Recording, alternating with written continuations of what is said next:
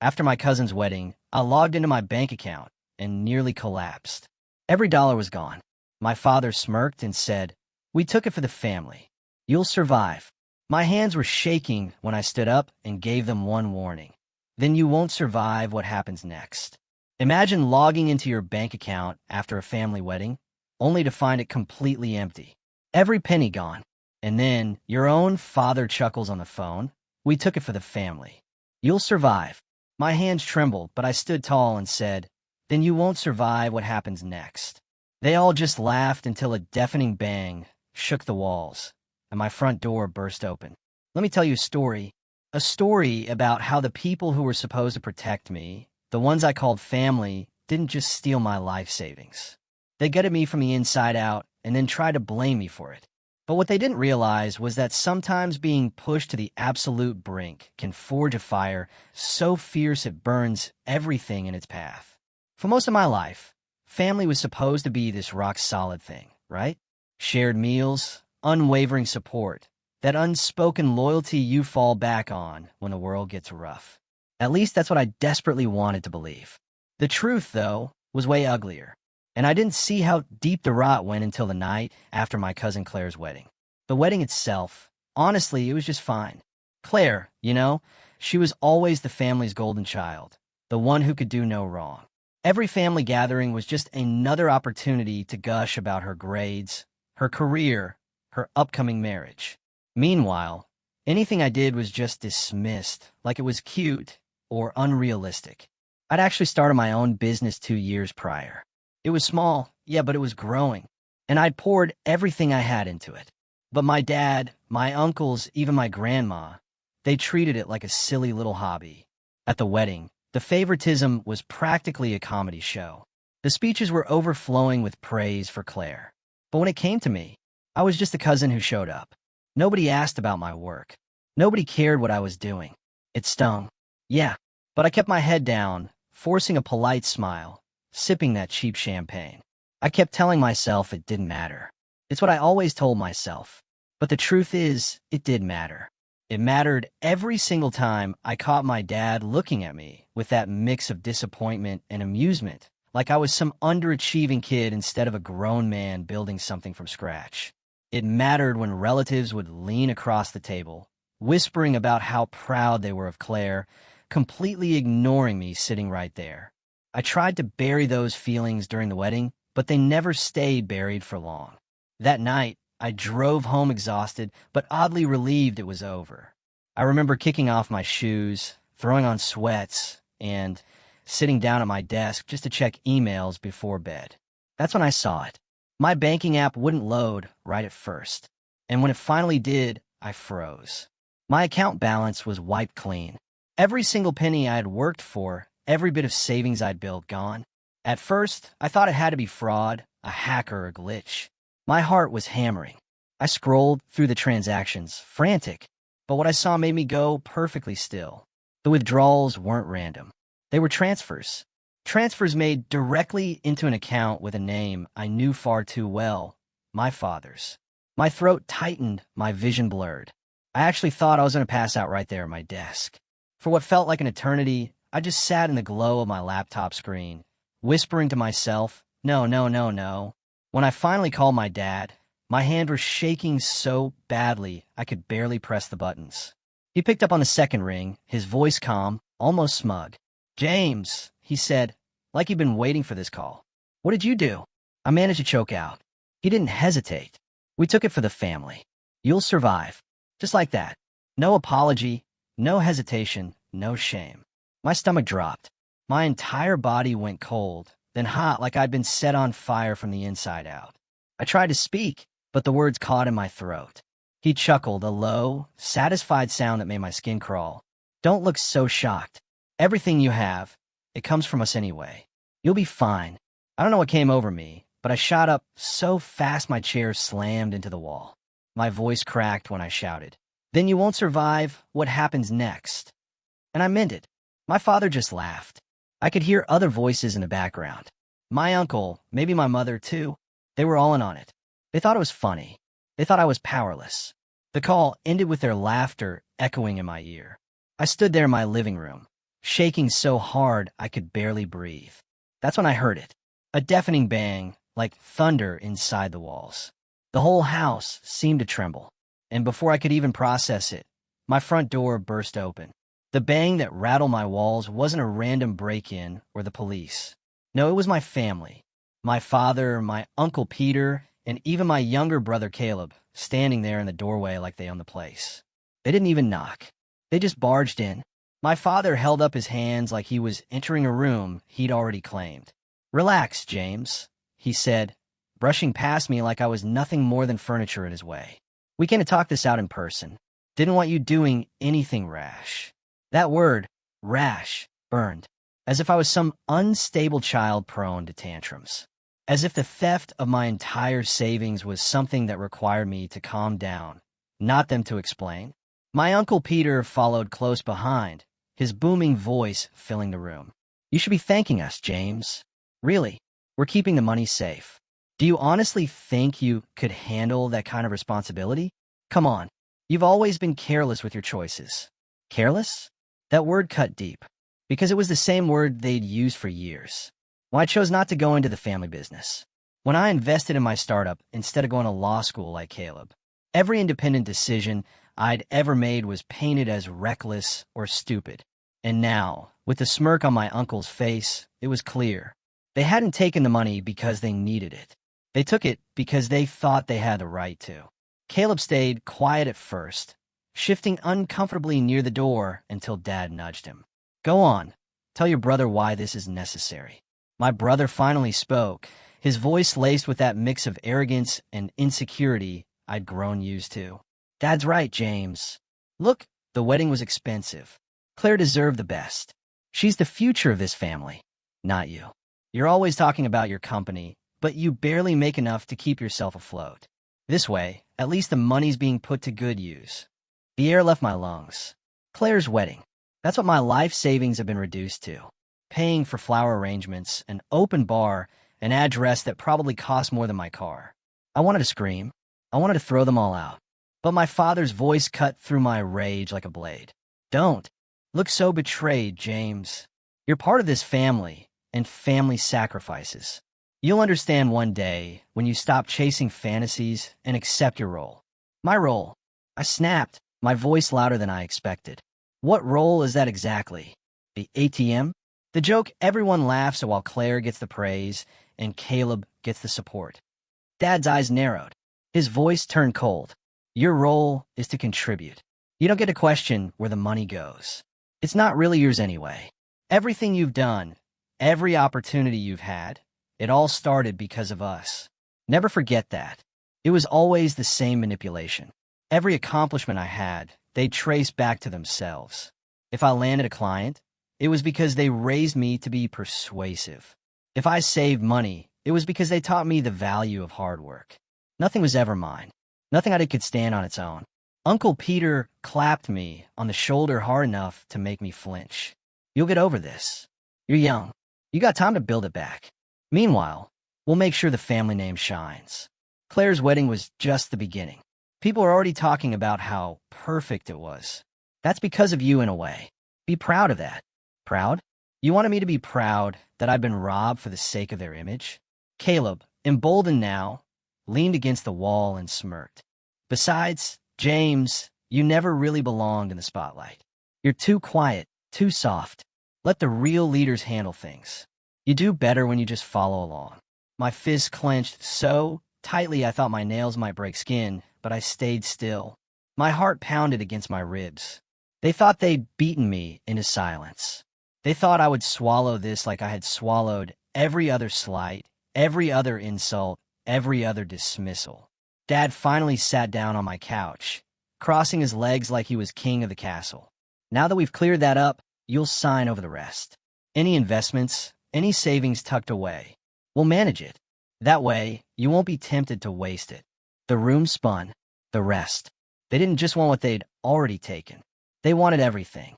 And as I looked at their smug faces and my father lounging in my living room as though it already belonged to him, a quiet realization took root. This wasn't just about money. This was about control, about crushing whatever independence I had left. I stayed silent, letting them think they'd won another round. But inside, something shifted. I wasn't just trembling anymore. I was planning, and that was the last time my father mistook my silence for weakness. I didn't sleep that night, not even a minute. After they finally left, smug, satisfied, and absolutely certain they had me under their thumb, I just sat at my desk, staring at the empty account on my laptop screen. My chest felt hollow, like someone had scooped out every ounce of hope I had left. I replayed their words over and over. You'll survive. You're careless. Sign over the rest. Every syllable crawled under my skin like poison. By morning, I was numb. My phone buzzed nonstop. Texts from relatives. Group chats about how beautiful Claire's wedding had been. Photos of champagne glasses raised high. And then, like a knife in the gut, I saw my dad had posted a picture online. Claire beaming in her white dress, Kayla beside her, and my father in the middle, his caption reading, "Family comes first." Always family. That word had never felt so twisted. Later that week, the betrayal deepened in ways I hadn't thought possible. I went to the bank in person, thinking maybe, just maybe, I could reverse what had happened. But when I sat across from the manager, a woman I'd known since high school, she gave me a look that made my stomach churn. "James," she said carefully, "your father came in with paperwork. You signed over power of attorney last year, didn't you?" My heart stopped. What? No, absolutely not. But she slid a document across the desk, and there it was, my signature. Except it wasn't mine. The lines were shaky, uneven, the way my father's handwriting always looked when he tried to mimic someone else. I knew instantly what had happened. He had forged it. He had gone so far as to fake my consent just to take control of everything I had. I felt dizzy. This isn't real. You can't honor this, right? But the manager just shook her head, her voice low. "James, it's already been processed. The accounts are drained. Legally, it looks authorized."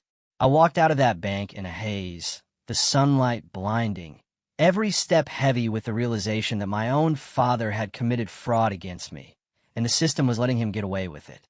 When I got home, the situation worsened. A thick envelope sat on my doorstep. Inside, neatly folded, was a new contract, my father's handwriting all over it.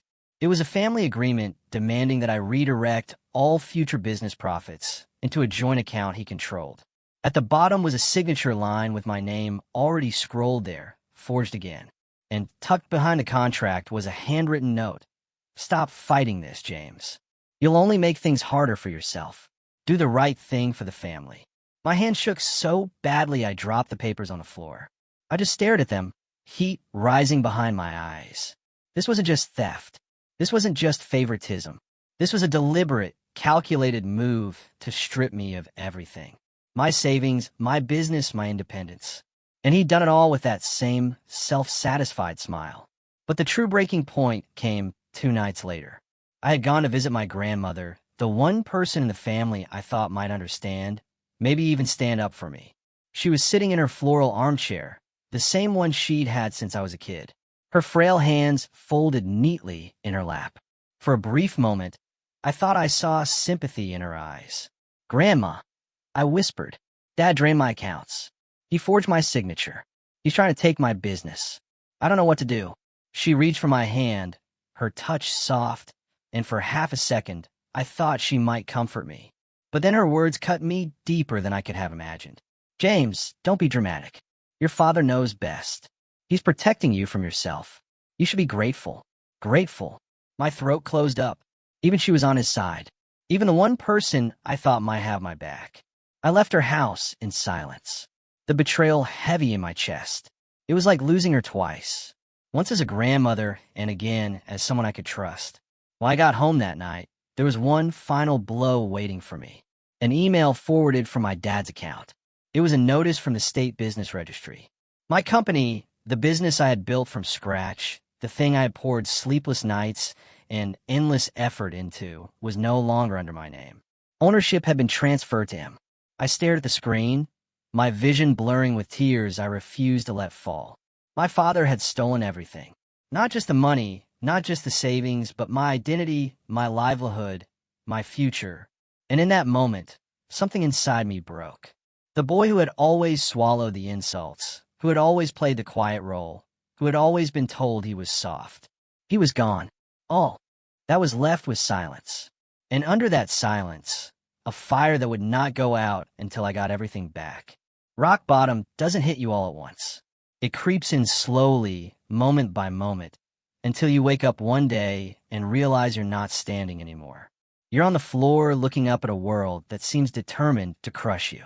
That's where I found myself in the weeks after my father took everything. At first, it was denial. I kept thinking there had to be some mistake, some loophole, some way to undo the damage. I spent long nights calling lawyers only to be told the same thing. The documents look valid. The transfers were processed. Without a drawn-out, expensive legal battle, there wasn't much to be done. Even if I fought, they said, my father had more resources, more influence, and more support. I was just one man. Then came the bills. My rent, my utilities, the loan I'd taken out for equipment for my company. Every reminder of the life I had built showed up, demanding money I no longer had. I sold off what I could. My laptop, my camera, even the watch I'd been given for graduating college. Each item felt like a piece of myself being chipped away. I lived on instant noodles and canned soup, my fridge humming emptily in the corner. The hardest part wasn't the hunger or the exhaustion. It was the humiliation. Friends I had once helped support asked why I was suddenly avoiding outings. Clients who had trusted me with their projects sent emails asking why my company wasn't responding anymore. I couldn't tell them the truth, that my own family had gutted me from the inside out. So I said nothing. I let the silence swallow my reputation. One evening, desperate and drained, I walked into my parents' house. I don't even know what I was hoping for. Maybe some scrap of humanity, maybe a chance to beg. They were sitting at the dining table, laughing over wine like nothing had happened. My father looked up at me with that same condescending smile. James finally decided to visit. Have you come to your senses yet? I swallowed hard. Dad, please. You've taken everything. I don't have a company anymore. I don't even have enough to pay rent. I need something back. Anything. He leaned back in his chair, swirling his glass of wine. James, this is what responsibility looks like. You think life is about chasing your little dreams? No, life is about sacrifice. You'll understand that once you stop fighting us.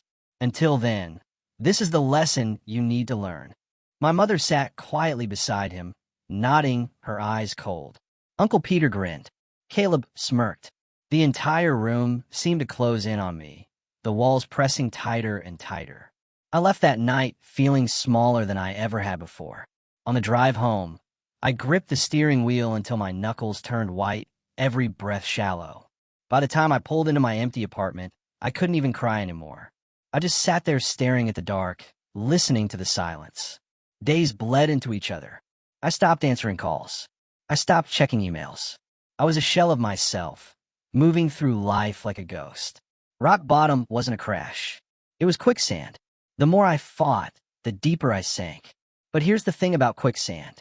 Eventually, you stop thrashing. You go still. You breathe. And once you're calm, you can think. That's when the planning started. Quietly, in the back of my mind, almost without me realizing it at first, a thought would slip in. They forged your signature. What else have they left exposed? Another thought. They underestimate you.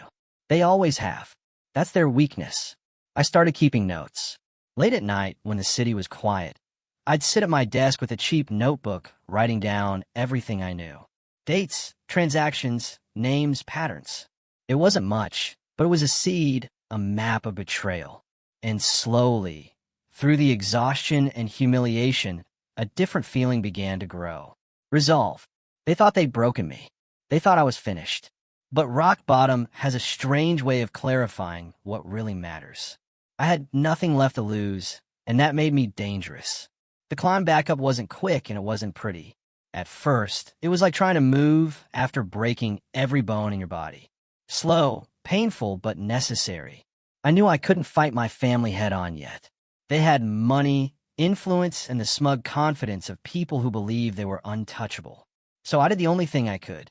I disappeared into the background and started rebuilding in silence. I picked up work wherever I could. Freelance jobs, odd tasks for people who didn't ask too many questions. I stayed quiet, kept my head down, and saved every penny I could. The meals were still simple, the nights still long, but for the first time in weeks, I felt purpose creeping back in.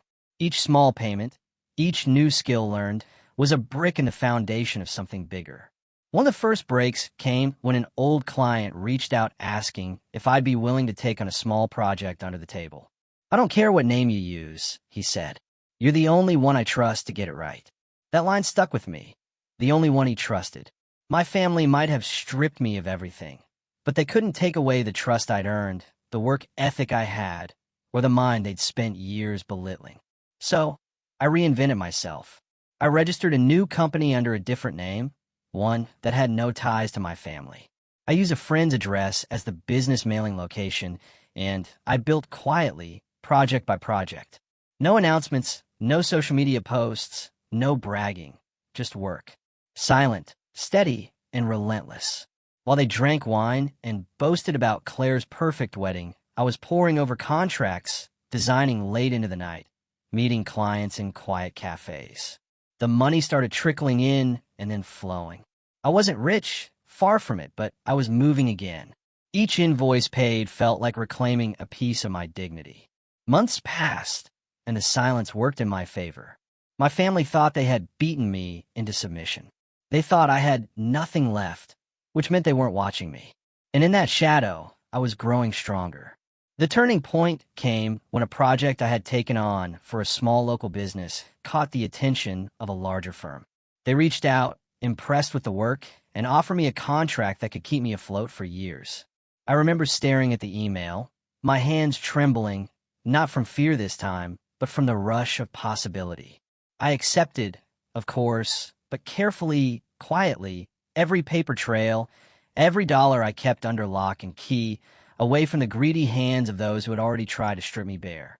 As my work grew, so did my confidence. The shame I'd been carrying began to peel away. I wasn't just surviving anymore. I was building a future on my own terms. My bank account slowly filled again, though this time I split it across multiple places, all under names my father didn't know existed. He couldn't touch this. Not now. Not ever again. And with each success, I started to notice something I hadn't before. People respected me, not because of my last name, not because of my family, but because of me. Clients referred me to their friends. Partners asked for my input. For the first time, I wasn't just the overlooked son or the failure at the dinner table. I was someone worth listening to. The irony was my family still had no idea. They thought I was licking my wounds, stumbling through life, barely holding on. And I let them think that. I played the part of the struggling, beaten down son when I saw them. I let Dad lecture me about responsibility. Let Caleb smirk about his better prospects. Let Grandma pat my hand and tell me to be grateful. I swallowed it all with a blank face. Because while they sat in their comfortable chairs, basking in their imagined superiority, I was climbing higher and faster than they could see.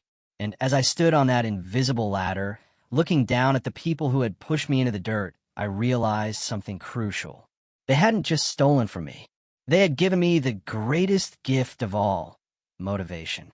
A fire that would never go out until justice was mine. It started with a whisper, one I wasn't meant to hear.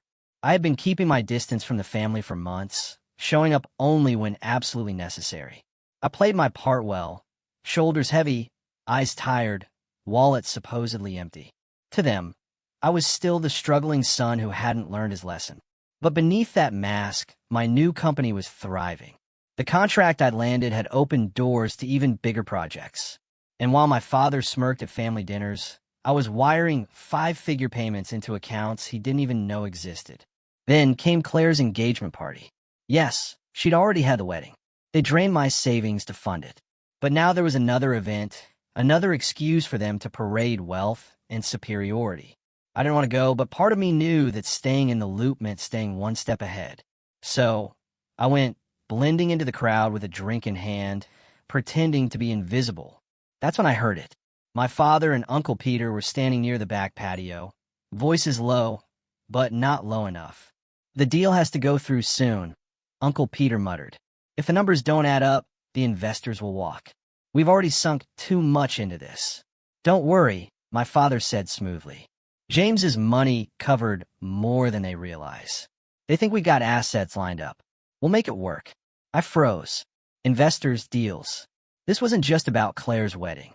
They had funneled my savings into something else, something risky enough that they were whispering about it in shadows.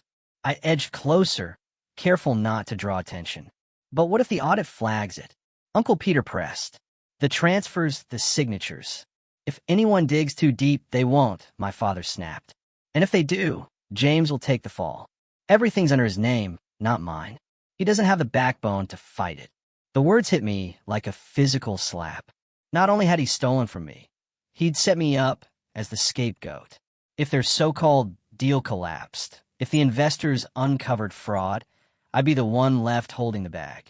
I walked away from that conversation with my heart pounding, a storm brewing inside me. For the first time, I saw the full picture. This wasn't just greed. It was calculated exploitation. My father hadn't simply drained my accounts. He tied my name to their shady dealings, betting that I'd stay too beaten down to defend myself. But what he didn't know was that while he thought I was powerless, I had been building power of my own. Through my new company, I had gained access to resources I never had before.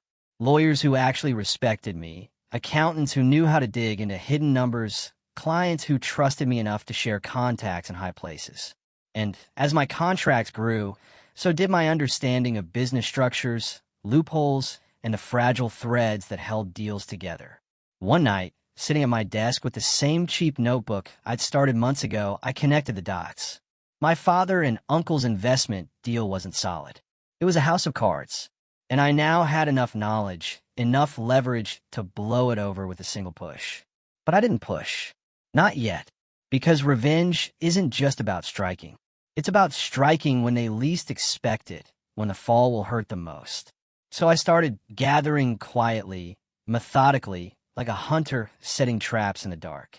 I collected every piece of evidence I could find. Emails forwarded accidentally.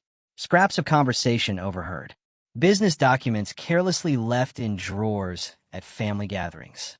Each detail went into a growing file, neatly organized, waiting for the day I would use it. And then came the moment that sealed my resolve.